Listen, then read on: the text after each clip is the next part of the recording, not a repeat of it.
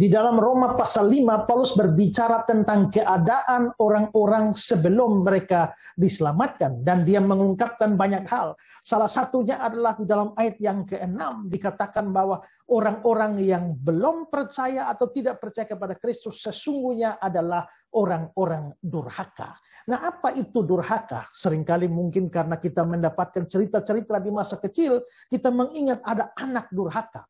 Tapi sebenarnya apa itu durhaka? Di dalam bahasa Yunani, bahasa asli Alkitab, kata yang diterjemahkan durhaka di sini adalah asebes. Dan asebes itu menurut Thayer Greek definition itu diartikan sebagai orang yang miskin penghormatan terhadap Allah atau tidak menghormati Allah.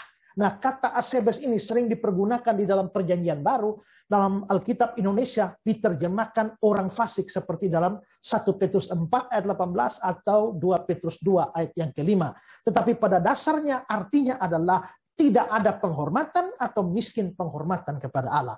Itu adalah gambaran orang-orang yang tidak atau belum percaya kepada Kristus. Karena itu, jikalau saudara belum percaya kepada Kristus atau menerima Kristus sebagai juru selamat dan Tuhan, saudara adalah orang durhaka, orang yang miskin atau tidak menghormati Allah sama sekali. Tidak peduli saudara adalah seorang Kristen yang rajin berbakti atau aktif melayani, pergi ke gereja, melakukan ritual-ritual, tapi kalau saudara belum pernah terima Yesus sebagai juru selamat dan Tuhan, saudara adalah orang durhaka, miskin penghormatan terhadap Allah.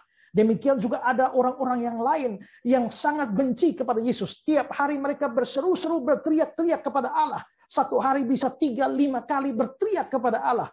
Sambil mereka membenci Yesus dan menolak Yesus. Orang-orang seperti itu, biarpun mereka berteriak sekeras-kerasnya memanggil Allah, tapi sesungguhnya mereka orang durhaka, mereka miskin penghormatan terhadap Allah. Tidak ada penghormatan terhadap Allah.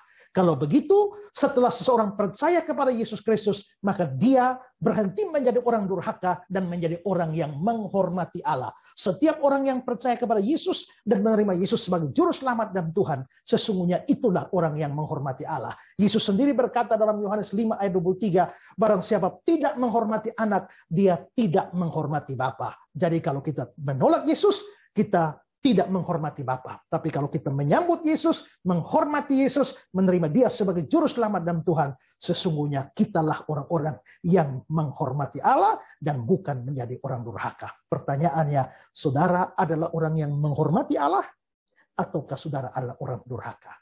Pikirkan ini.